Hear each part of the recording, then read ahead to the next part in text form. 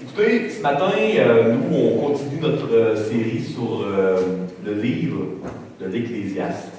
Ecclésiaste est un mot qui veut simplement dire l'enseignant, le prédicateur, celui autour duquel on se rassemblait dans l'ancien temps pour entendre la parole de Dieu. À la recherche du bonheur, comment trouver le sens de la vie, comment être heureux, quel est le sens de l'existence humaine.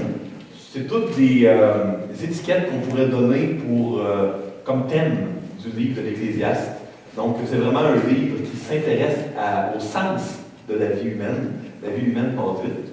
Ça passe vraiment là, comme une vapeur. On sait que le mot vanité, là, la vanité des vanités, toutes les vanités, veut également dire une vapeur, quelque chose d'insignifiant qu'on voit et qu'on ne peut pas attraper, puis qui s'en va en fumée. Donc, la vie passe vite comme une vapeur. Donc, c'est très important de se questionner sur le sens de l'existence humaine. La manière dont le livre de l'Ecclésiaste est bâti est la suivante. Les Juifs, dans l'Ancien Monde, étaient très symétriques dans leur pensée. Donc, souvent, il y a une sorte de symétrie entre l'introduction d'un livre et la conclusion. Dans la structure de l'Ecclésiaste, de 12 chapitres, les 6 premiers chapitres nous parlent de comment la vie sans Dieu est futile et comme une vapeur, n'a pas de sens. Et les 6 chapitres suivants, 7 à 12, nous parlent de comment Dieu donne un sens à l'existence. Donc, les 6 premiers, on visitait un peu l'argent, la connaissance, le plaisir, les relations, comment également la vie, on ne peut rien contrôler.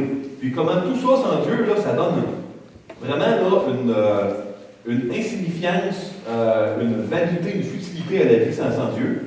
Puis les 6 derniers chapitres, 7 à 12, nous enseignent comment Dieu, au niveau des relations, au niveau de la santé, au niveau de l'argent, à tous les niveaux, tous les éléments qui ont été évalués dans les 6 premiers chapitres, on y revient dans les 6 derniers, mais cette fois-ci d'une manière positive, pour voir comment Dieu donne un sens à tout ça.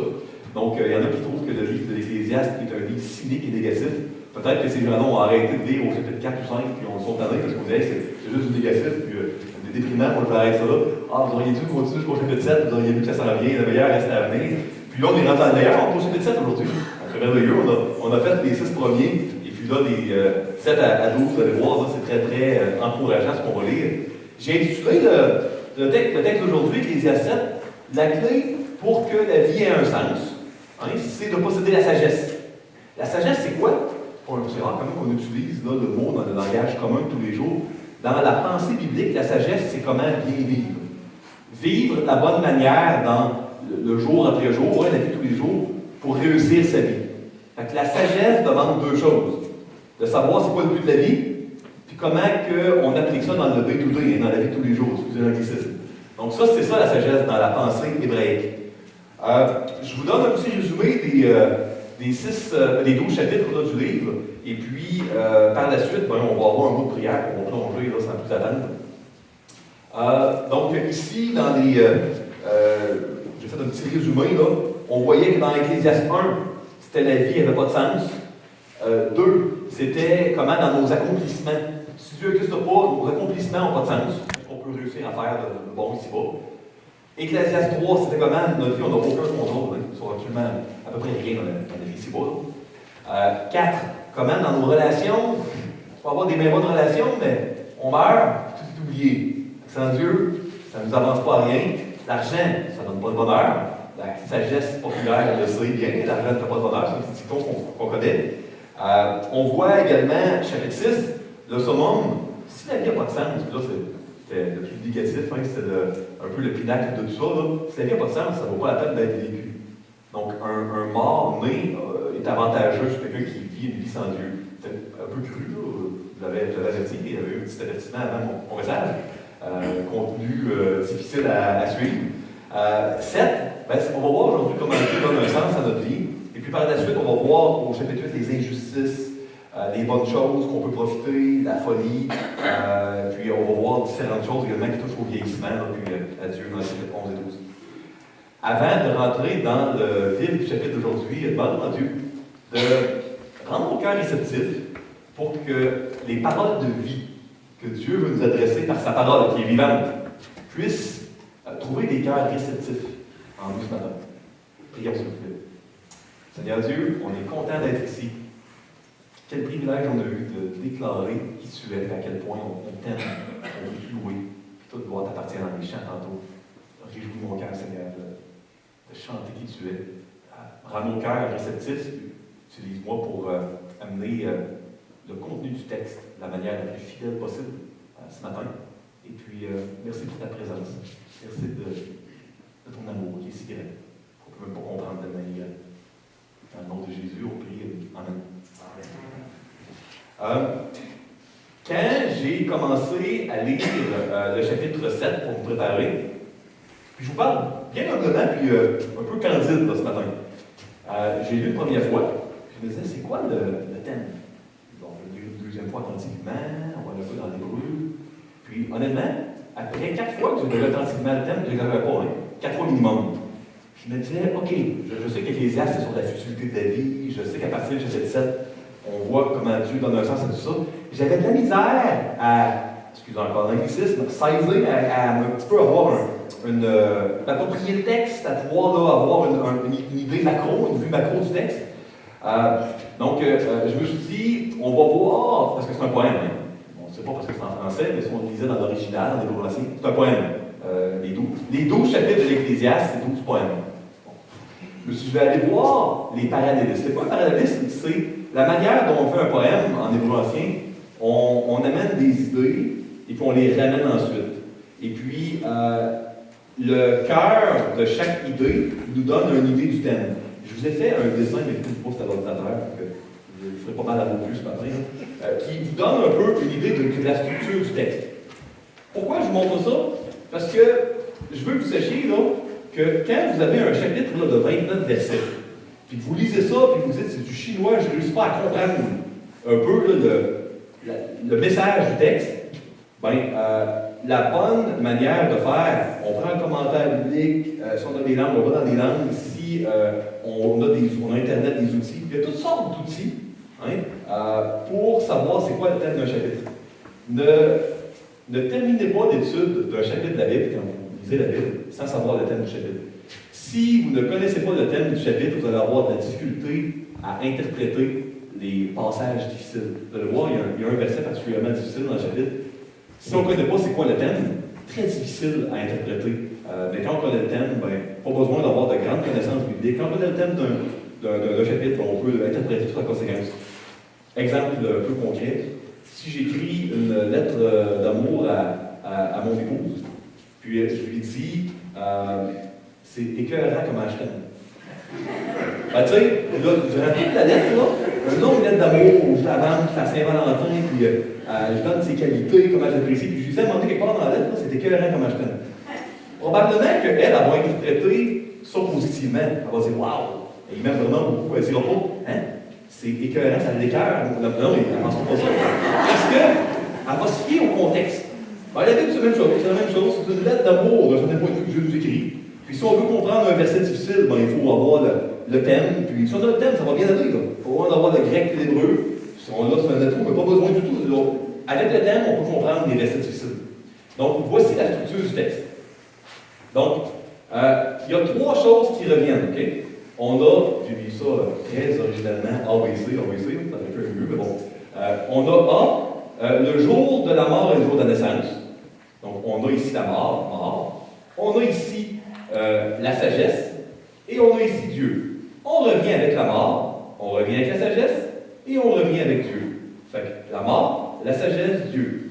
Après ça, on vient avec un mot-clé qui nous dit là, que ça correspond. La mort, la sagesse, Dieu. Fait que j'aurais pu intituler mon message aujourd'hui, ça n'aurait vraiment pas été un titre stylisé ou agréable à la vue, mais mort, sagesse et Dieu, chapitre 7. Ça n'aurait pas été très très bien. Donc, on va voir comment aujourd'hui, au niveau de la mort, au niveau de la sagesse, puis au niveau de Dieu, comment Dieu donne un sens à la vie. Aussi simple que ça. On va commencer par les versets 1 à 4. Puis moi, je décortique toujours les textes. 29 versets, on les reprend d'un coup. On va lire quelques versets, on va en parler, puis on va aller comme ça jusqu'à la fin. Verset 1 à 4. Ecclésiaste chapitre 7. Ceux qui veulent tourner dans leur ville, cliquer sur leur tablette, téléphone. Je suis dans la version 8 secondes en avant. Donc, Ecclésiaste 7.1. Une bonne réputation vaut mieux que le bon parfum. Et le jour de la mort que le jour de la naissance. Mieux vaut aller dans une maison de deuil que d'aller dans une maison de festin. Car c'est là la fin de tout homme. Et celui qui vit prend la chose à cœur. 3. Mieux vaut le chagrin que le rire. Car avec un visage triste, le cœur peut être content. Le cœur des sages est dans la maison du deuil, et le cœur des insensés dans la maison de joie. Bon. Je sais qu'il y a des trucs là-dedans qui semblent bizarres. On a le droit de le dire, le droit de le penser. C'est le cas. Okay? Pour nous, Québécois, 3000 ans plus tard. Le verset 1 donne l'idée que la réputation vaut mieux que le parfum. Maintenant, il faut comprendre là, la manière de parler il y a 3000 ans. Quand quelqu'un était très sage, dans la culture très communautaire du Moyen-Orient ancien, on disait que cette personne-là avait une réputation. D'ailleurs, quand on a des listes des gens très sages dans l'Ancien Testament, on parle de leur réputation. Si on lit les différents textes qui nomment des gens sages. Donc, la réputation, la manière de penser de l'Ancien Monde était reliée à la sagesse de quelqu'un. Donc, ce que Salomon dit ici, c'est simplement, il met la table, puis il dit la sagesse, la très bonne sagesse, là, ça vaut mieux que le parfum. Le parfum, ça sent très bon, hein, mais ça s'en va après. La vraie sagesse, ça va encore mieux que ça. Là, il continue au verset 2, puis là, ça devient encore un peu, ça se casse. Ça dit, mieux voilà une maison de deuil que de festin. OK, mieux voilà au salon funéraire au parking. Bizarre. Puis, là, il continue au verset 3, mieux vaut le chagrin que le rire. Souvent, on dit mieux vaut rire que pleurer. Sans me dire vraiment le contraire. C'est mieux vaut le chagrin que le rire. Puis, le summum, il dit, avec un visage triste, le cœur va être content. Ouf, on n'a pas la même définition de la joie que lui, il me semble. Laissez-moi vous expliquer. La question ici est vraiment comment on va distinguer la sagesse de la folie. Puis ce que Salomon dit, c'est une des marques. On va voir des chapitres plus loin que Salomon encourage à profiter des bonnes choses ici-bas. Donc, ce qu'il dit ici, c'est la sagesse, la personne sage, quand il va y avoir des questions difficiles, même si ça l'amène à devenir triste, à vivre toutes sortes d'émotions, même si ça ne goûte pas bon en bouche, la personne sage n'aura pas peur des questions difficiles, n'aura pas peur d'explorer des vraies choses, de prendre responsabilité pour des éléments qui sont posés, tandis que la personne folle va engourdir le mal dans le party. Puis, qui dit festin, implicitement insinuait l'alcool, l'excès d'alcool dans l'ancien monde. Donc, c'est ça que Salomon est en train de dire. Puis, quand il dit le chagrin vaut mieux que le rire, avec ça, le cœur peut être content. Ce que Salomon dit, c'est dans le contexte là, de la recherche d'un sens ici-bas. C'est le thème de l'Ecclésiaste, hein? La recherche du sens de la vie. Puis pour découvrir le sens de la vie, les gens sages vont vivre de la souffrance parce que pour découvrir le sens de la vie, il faut réaliser qu'on a besoin de Dieu, que sans Dieu, là, on est incapable de réussir notre vie. Ça ne coûte pas bon la bouche. Quand on sait qu'on est incapable de quelque chose, quoi que ce soit, là. Matthieu est incapable mettez 3 petits points, là. C'est pas une pensée qui est réjouissante, mais c'est une pensée nécessaire pour m'amener à Dieu. Moi, je ne sais pas pour vous, quand je vois le check engine, le voyant lumineux sur mon auto qui me dit que je dois aller au garage, j'ai pas de joie. Ça goûte vraiment mauvais en bouche. Dès qu'il y a un voyant lumineux, j'ai un problème dans ma cœur, je vais au garage. Une chance, je le vois. Si moi, je prends une bière après ça, pour souligner le voyant lumineux, au lieu d'aller au garage, c'est pas gagnant. À un moment donné, ça va sauter. Il faut, quand je vois le voyant lumineux, que j'aille au garage. Si à un moment donné, moi, je vais chez le docteur, puis il me dit « Hey, monsieur Caron, vous avez un cancer, vous avez une maladie X, Y, Z, vous avez une pneumonie, une infection, peu importe. » Puis moi, je dis « Ah, ben, encore là, je vais aller à un party pour essayer d'oublier ça, puis je ne prendrai pas la prescription. Pas gagnant. » Je vais m'enthousiasmer avec le truc. C'est pas gagnant non plus, hein. Pas gagnant. Il faut... La sagesse, on le sait, le sens commun nous dit. La sagesse, c'est de ne pas avoir peur de chercher la vérité. De ne pas éviter la vérité parce que ça coûte meilleur en bouche. Puis quand il dit, là, dans ce sens-là, le chagrin vaut mieux que de rire. Puis si on a un visage triste, le cœur va être content. C'est parce que pour les anciens Hébreux, là, chagrin puis rire, là, c'est les émotions. Le siège des émotions, c'est les entrailles. Okay? Et puis le cœur, pour les anciens Hébreux, c'est le siège de la volonté spirituelle, de l'intelligence spirituelle et des affections. Puis, ce qu'il dit, c'est si tu n'as pas peur de la vérité, même si ça peut avoir un coup de chagrin en bouche, au départ, ben, ça va t'amener à avoir un cœur. Hein, ton intelligence spirituelle elle va être satisfaite. Tu vas être content. C'est pour ça, là, c'est ça que l'Ecclésiaste est en train de dire ici. Il parle du cœur, mais pas la définition québécoise là, du cœur, la définition là, biblique. Là. Donc, ça, c'est ce qu'il est en train de dire ici. C'est pour ça qu'il dit le cœur des sages dans la maison de deuil. C'est pas que le gars qui est sage, il est tout le temps au salon funéraire, tout le temps en train de broyer du bois. C'est pas ça. Là. On va le voir dans les chapitres suivants, à quel point il faut profiter des joies de Dieu puis se réjouir des bonnes choses. L'Ecclésiaste le dit. Ce que Salomon dit, c'est vraiment le sage, il n'encourtira pas la douleur des questions difficiles par des festins, par des activités. Il ne s'encourtira pas, il ne s'étourdira pas. Il va aller vers les vraies questions. Peut-être que ça va demander des fois de prendre responsabilité pour des erreurs, des échecs. Il va l'agir avec ça. Mais le sage va se questionner, va se poser les bonnes questions. On va voir aujourd'hui que Salomon parle des bonnes et des mauvaises questions. Salomon va dire des bonnes questions, des voici. Il va également dire des mauvaises questions spéciales. Hein? Il y a des voici, on va voir ça dans quelques versets. Donc, excusez-moi, je ne peux plus avoir l'écran ici. C'est comme si j'essaie de trouver un écran, puis je pointe un peu dans le vide, mais c'est pas. Alors, je vais là-dessus. Donc, on est rendu maintenant au verset 5 à 13. J'ai intitulé ces versets-là Posséder la sagesse de Dieu et ce qu'il y a de plus important pour réussir notre vie. Très positif. Puis je vous lis des passages, on va en discuter. Mieux vaut entendre la réprimande du sage que d'entendre le chant des insensés.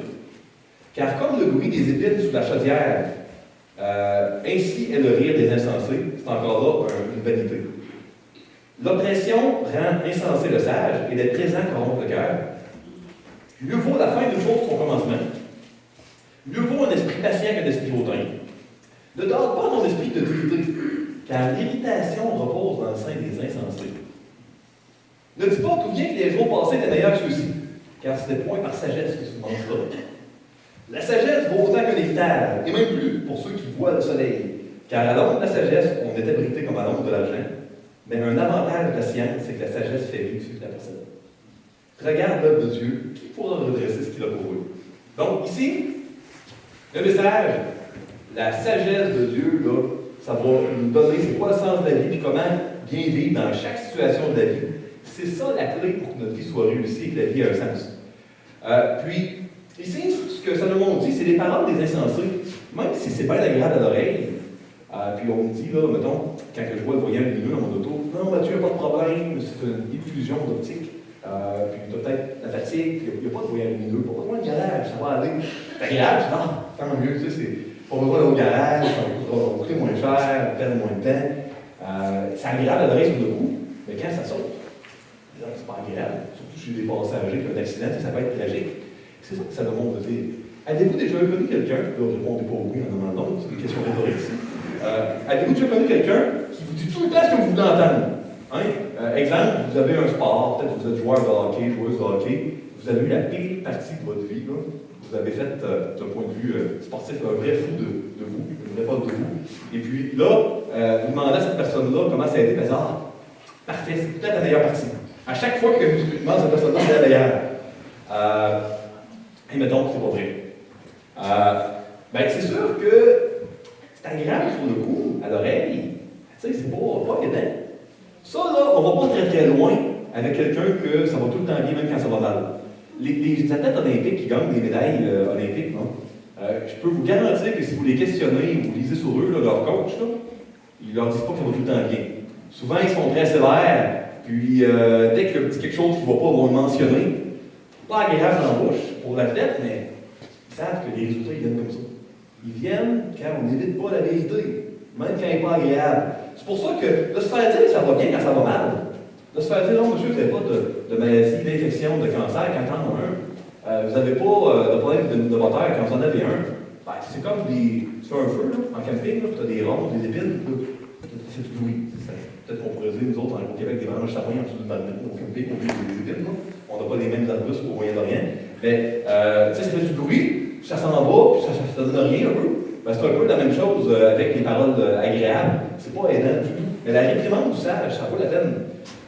Au verset 7, on peut se dire, pourquoi il est dit ici que l'oppression du sage, ça le rend insensé, puis les présents vont le corrompre. Qu'est-ce qu'il veut dire?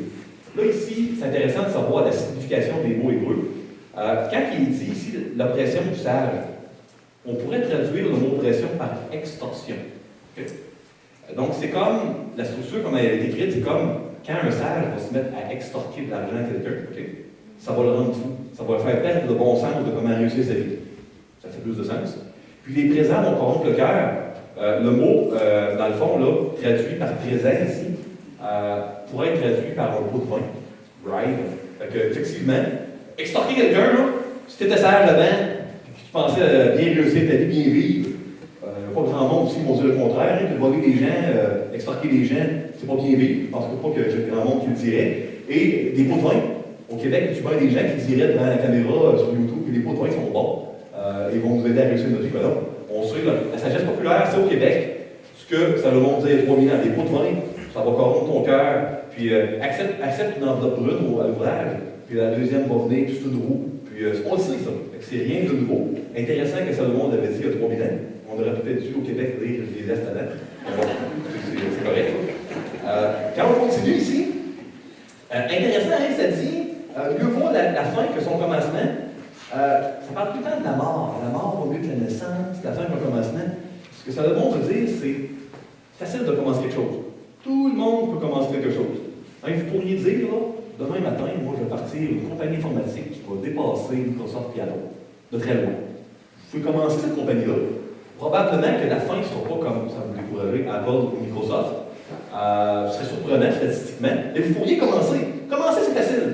Finir, c'est une autre chose. C'est une autre chose.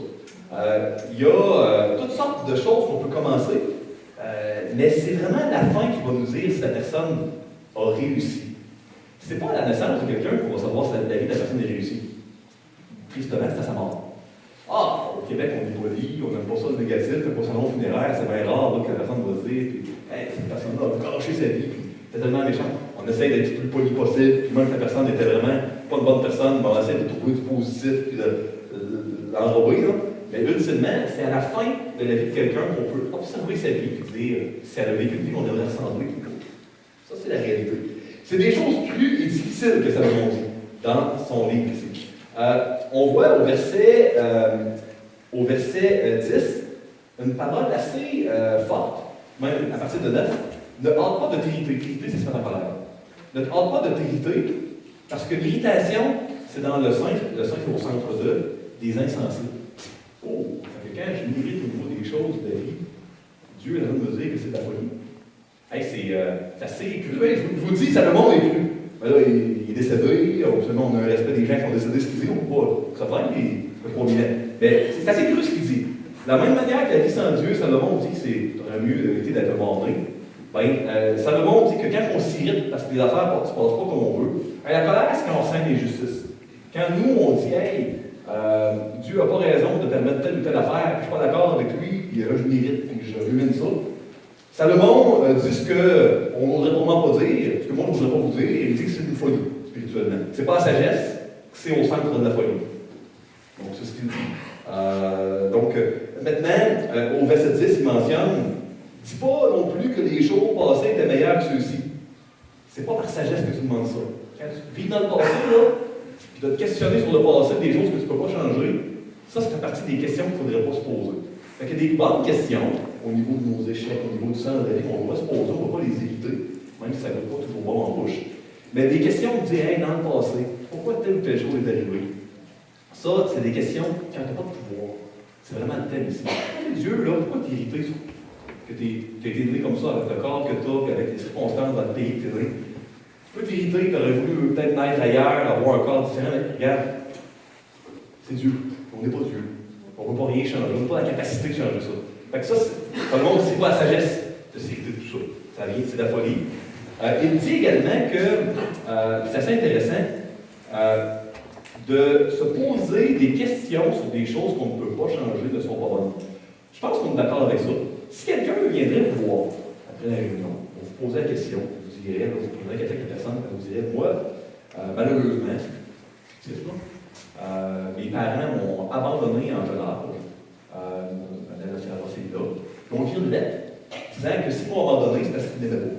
C'est extrêmement tragique. Là. Puis là, ils sont décédés quelques années après.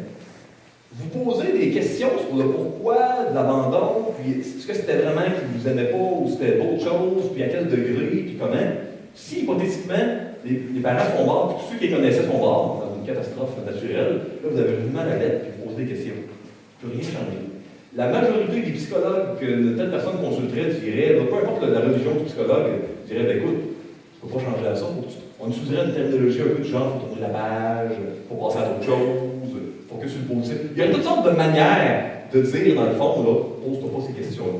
Salomon est un petit peu plus cru, mais il dit la même chose. Il y a des questions qui ne sont pas constructives, qu'on ne devrait pas se poser parce que ça amène juste du négatif et ça n'amène rien de bon. Les questions qu'on doit se poser, même si ça goûte mauvais en bouche, c'est des questions qui peuvent changer quelque chose. Quand il y a un enjeu, ça vaut la peine. Quand il n'y a aucun espèce d'enjeu, même de très loin, il n'y a même pas de leçon à tirer pour le futur, quand il y a vraiment rien que du négatif à se poser de questions, c'est des questions très générales qu'il ne faut pas se poser. Au verset 11, on voit que la sagesse vaut même mieux qu'un héritage. Un héritage, dans la pensée hébraïque, je sais que Rénal a enseigné dernièrement dans sa classe, c'est un bien qui est inaliénable, que tu ne pourras jamais perdre. Ça peut être un pays, ça peut être quelque chose du terrain. Mais quand tu as un bien là, qui est à toi, là, que tu ne perdras jamais, c'est un héritage. Puis, il dit la sagesse, c'est mieux qu'un héritage. C'est mieux qu'un bien là, qui est inaliénable, que tu ne pourras pas perdre. La sagesse, ça te protège encore mieux que l'argent. Parce que, ouais, l'argent, ça te protège, mais il y a un avantage de la science, là, de la sagesse. C'est science en sens de sagesse, c'est que la sagesse, ça fait vivre. Pas vivre dans le sens que tu es plus vivant que l'autre. Elle amène à bien vivre. Ça te donne la vie. Ça te donne la possibilité de réussir ta vie. De ne pas gâcher ta vie. C'est le grand avantage de la sagesse sur l'argent. Verset 14 à 19. On a, c'est en Dieu que l'on peut retrouver la vraie sagesse. J'ai avec vous les passages. Au jour du bonheur, sois heureux. Oui, c'est pas tout le temps que dans le salon funéraire, hein, on peut se réjouir. Et au jour du malheur, réfléchis. Hein? Évite pas. Dieu a fait l'un comme l'autre, afin que l'homme ne découvre en rien ce qui sera prévu. J'ai vu tout cela pendant les jours de ma vanité. Il y a tel juste qui périt dans sa justice, et il y a tel méchant qui prolonge son existence dans sa méchanceté. Là, c'est assez spécial, on pourrait revenir. Ne sois pas juste à l'excès. Et ne te montre pas trop sage. Pourquoi te détruirais-tu? Ne sois pas méchant à l'excès, et ne sois pas insensé. Pourquoi mourrais-tu avant ton temps? Il est bon que tu retiennes ceci, et que tu ne négliges point cela, car celui qui craint Dieu échappe à toutes ces choses. La sagesse rend le sage plus fort que 10 chefs qui sont dans une ville. Verset 14. On voit un bel équilibre. Profiter des bontés de Dieu quand elles sont là. Se poser des questions difficiles, et pas les éviter ou engourdir ou s'étourdir. Quand les questions difficiles sont là, quand le malheur est là, la solution n'est pas des vacances, c'est bien de se reposer, mais la solution, là, quand on a un malheur, on vit quoi de rough, c'est d'aller à Dieu et de faire du sens avec ça. Pas juste de l'enterrer ça, de faire une case, de faire un armoire, on ne touche plus à ça. C'est pas la solution. Même chose pour la présence de l'injustice, que Dieu permet qu'il soit là pour un temps. Donc, dans le plan de rédemption de Dieu, Dieu est en train de réparer l'univers. L'univers est brisé. Romains 8, la création tout entière soupire et souffle la douleur de l'enfantement.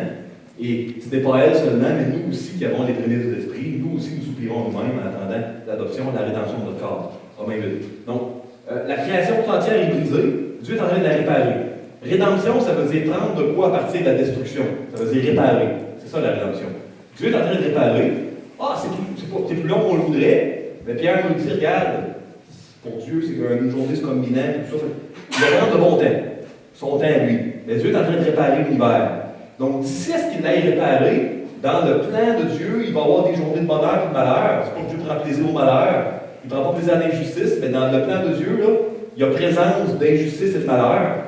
C'est un mystère. Pourquoi Dieu a fait les choses autrement? On va le voir, j'imagine, quand on va être avec lui. Pourquoi il a fallu l'injustice du meurtre de Jésus-Christ pour nous sauver? Je ne sais pas. Je suis certain que si Dieu avait pu l'éviter, il l'aurait évité. Mais puis, on voit dans l'Évangile qu'il n'y a pas de plaisir pour Jésus à tuer des gouttes de sang. S'il avait pu l'éviter, il l'aurait évité. Je n'ai pas des réponses à ça, mais on va les avoir un jour. Mais on sait que Dieu, dans le plan de réparation, qui va terminer un jour, il sait qu'il y ait plus de tristesse, plus de souffrance, il y a du bonheur et du malheur. Puis Dieu a fait les deux, puis il faut se poser les bonnes questions quand ça va mal et se réjouir quand ça va bien. Il est écrit également qu'au verset, on voit au verset 15, non? Ne sois pas juste à l'excès. Puis ça, c'est un peu spécial. C'est un petit peu comme si l'auteur disait là, écoute, sois juste, mais quand même, exagère pas. Un peu comme on dit au Québec, il ne faut pas être, on disait avant, il ne faut pas être plus catholique que le pape. Il ne faut Il y a des limites. Tu peux permettre des petits péchés mignons, des petits. Il y a une petite portion de justice que tu n'as pas besoin quand même. On dirait que c'est un petit peu ça, mais c'est continu. Puis ça dit, ne sois pas méchant à l'excès, comme si tu peux te méchanceté, pas mal à personne. Écoutez, je vous rassure, c'est pas ce que l'auteur dit. Ça ne demande pas en train de dire qu'il ne faut pas être parfaitement juste, puis un peu de méchanceté, ça ne dérange pas. Ce qu'il est en train de dire, c'est que il ne faut pas avoir les yeux ouverts d'une manière obsessive de toujours voir des limites chez les autres. Ce que Salomon dit, non? Sois pas juste, tu sais, parle pas de toi, là, tu parles envers les autres, là, tout le temps en train de voir, là, OK, mon frère ou ma soeur ici a l'air vraiment d'une bonne personne, mais je vais creuser. Puis je vais creuser. Je vais sûrement réussir à trouver des problèmes, des limites, des choses négatives. Il ne faut pas avoir un genre de regard en mode accusateur, en mode trouver vraiment des problèmes. Jésus le dit dans l'Évangile, ça dit ne jugez pas à cause des points jugés. Puis Jésus, il m'en garde, il dit attention, vous allez être mesuré avec la mesure que vous allez avoir envers votre prochain. Fait que, tu sais, Salomon ne dit pas différemment de Jésus ici. Oui, on doit avoir les yeux ouverts, mais pas tout le temps être obsédé par trouver des injustices chez les autres. Mais par contre, il ne faut pas non plus là, être tout le temps les yeux ouverts en expectant, en s'attendant de méchanceté. Tu sais, c'est correct d'avoir un sens de la justice, mais pas non plus être complètement indifférent et désabusé, cynique, que les pires affaires, il y a un meurtre devant vous, pour je ne sais pas plus. Ça serait être méchant dans nos yeux envers l'extérieur à l'excès. On ne doit pas être tout le temps en train de trouver, s'attendre à une justice parfaite, n'attendons pas à une méchanceté parfaite non plus. Ça prend un regard, dans le fond, centré sur Dieu, puis sur nous. Et puis, il ne faut pas tout le temps avoir un regard vers les autres, ni dans la méchanceté parfaite, ou dans s'attendre à ce que les gens soient parfaitement justes. C'est ce que Salomon dit. Puis il dit, il faut que tu retiennes ceci. Celui qui craint Dieu, là, il va avoir la bonne balance. Hein? C'est en ayant un regard sur Dieu. La crainte de Dieu, c'était la manière de dire que tu adores quelqu'un. Lisez le livre de Jonas, puis quand les marins demandent là, quel Dieu tu as à Jonas, ils demandent quel Dieu tu crains. Puis Jonas, il dit pas moi j'adore, il dit je crains tel Dieu, selon les traductions, mais c'est vraiment le verbe craindre. L'idée de craindre un Dieu, c'est pas d'avoir une phobie là, maladive, c'est un genre de respect, de révérence. Je prends au sérieux tel Dieu. Quand tu adorais un Dieu, tu le servais, c'est je prends au sérieux tel Dieu, je crains tel Dieu. C'est la manière de parler dans l'Ancien Monde. Donc, il faut vraiment avoir les yeux sur Dieu, on va avoir le bon regard envers les autres si on regarde à Dieu. Puis la sagesse, ça va nous rendre forts, plus que si une ville avait 10 chefs. Ce qui était pratique dans ce temps difficile où les pillards allaient attaquer les villes. Avoir pas de chef dans une ville, c'était pas fameux. D'avoir 10, c'était comme tu en avais plus que tu avais besoin. La sagesse, c'est encore mieux. Salomon donne vraiment là, un commentaire en disant la sagesse est extraordinaire, la force que ça a, ça n'a même pas de comparaison humaine, c'est mieux que 10 chefs. Dernier passage ici, dernière section. Porte attention au verset 28, le verset probablement le plus difficile de tous les 12 chapitres de l'Ecclésiaste, mais avec, comme on a le thème du chapitre, ça va bien aller nous autres. Verset 20. Non, il y a sur terre point d'homme juste qui fasse le bien et qui ne pêche jamais. Ne fais donc pas attention à toutes les paroles qu'on dit, de peur que tu n'entendes ton serviteur te maudire. Car ton cœur a senti bien des fois que tu as toi-même maudit les autres. J'ai éprouvé tout cela en la sagesse. J'ai dit, je serai sage, et la sagesse est restée loin de moi. Ce qui est loin, ce qui est profond, qui peut l'atteindre? Verset 25. Je me suis appliqué dans mon cœur à connaître, à sonder et à chercher la sagesse et la raison des choses, et à connaître la folie de la méchanceté et de la stupidité de la société. 26. Et j'ai trouvé plus amer. Et j'ai trouvé plus amer que la mort, la femme dont le cœur est un piège et un filet, et dont les mains sont des liens. Celui qui est agréable à Dieu lui échappe, mais le pécheur est pris par elle. Voici ce que j'ai trouvé, dit l'Ecclésiaste, en examinant les choses, une à une pour en saisir la raison. Verset 28. Voici ce que mon âme cherche encore et que je n'ai pas trouvé. J'ai trouvé un homme entre mille, mais je n'ai pas trouvé une femme entre toutes. Et 29. Seulement, voici ce que j'ai trouvé, c'est que Dieu a fait les hommes droits, mais ils ont cherché beaucoup de détours. Donc, là ici, Salomon fait une transition. On était dans, c'est pas tout le temps le regard de juger les autres, puis trouver des limites chez les autres, puis elle regarde sur Dieu pour avoir un bon équilibre. Puis là, il va vers, au verset 20 en disant, écoute, fais pas attention à tous les manques possibles de ton serviteur. On voit que les serviteurs, c'était comme les genre d'employés, c'est pas des esclaves qui vivaient dans la maisonnerie.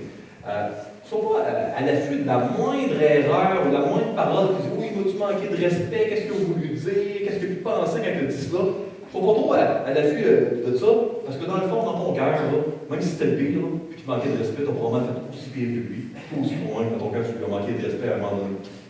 Ça vous rappelle-tu quelque chose?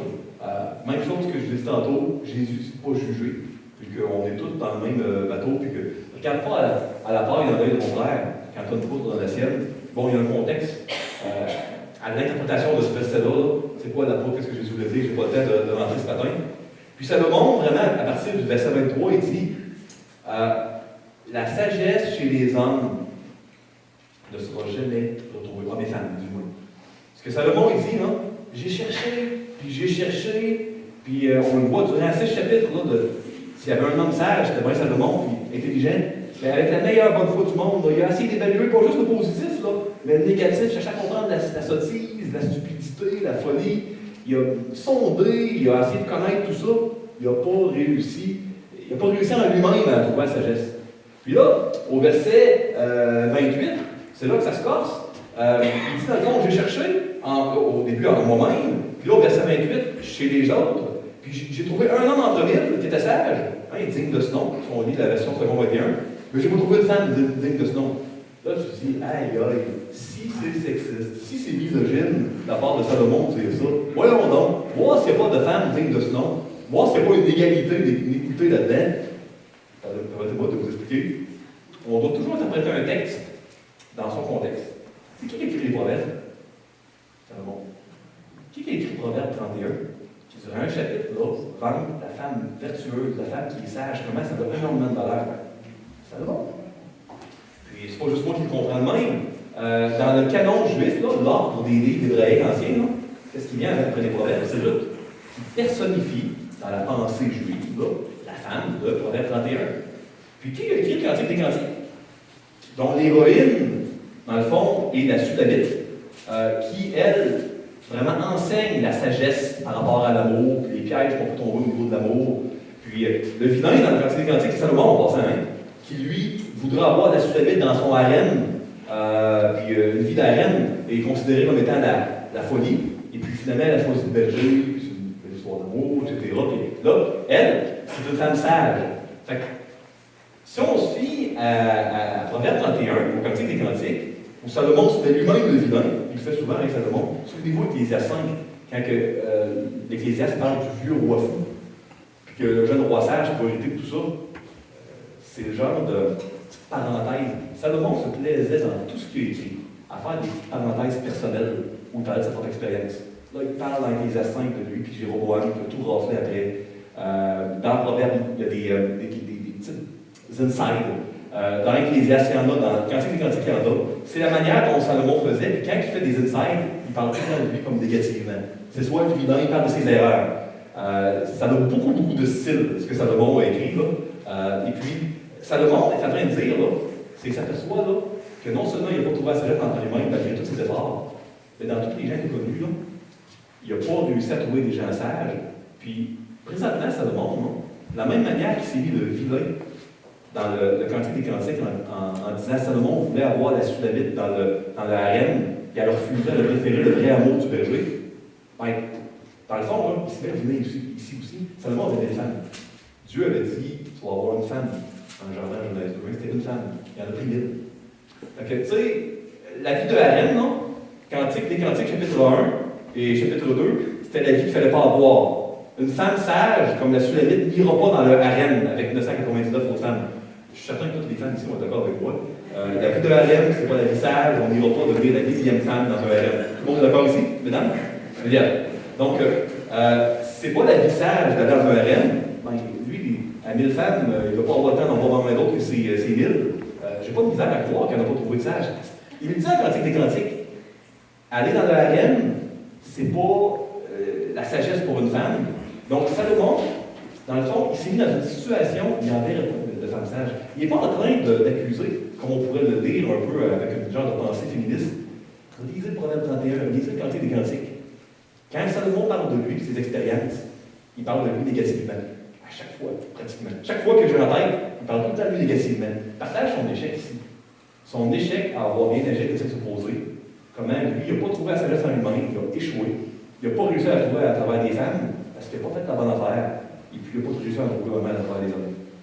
C'est un constat de son échec personnel envers les femmes, et non une accusation pour déprécier les femmes que Salomon fait ici. C'est ce qu'on doit. Il parle de ce que trouver, pas de ce qui existe. Dans Proverbe 31, dans le 31, il parle de ce qui existe. Dans Ecclésiaste 7, il parle de ce que lui n'a pas pu trouver par sa faute. Et verset 29, j'avais conclu aussi. Verset 29, il dit seulement voici ce que j'ai trouvé, c'est ce que Dieu a fait des hommes droits, mais ils ont pris des détruits. C'est pas de la faute de Dieu. Il ne faut pas aller dans l'injustice et dire comme je ne comprends pas, ça doit être. Non, ça ne marche pas comme ça.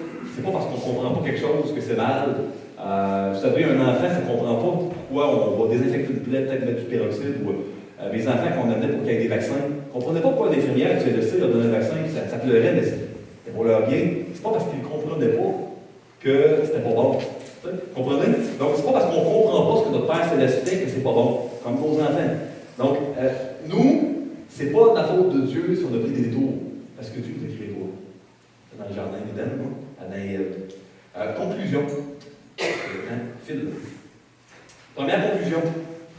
Ne cherchons pas à encouvrir le mal que l'on ressent parfois, quand on vit des échecs, quand on vit des choses difficiles, par l'alcool, la drogue, par des parties, par 100% par toutes sortes d'activités.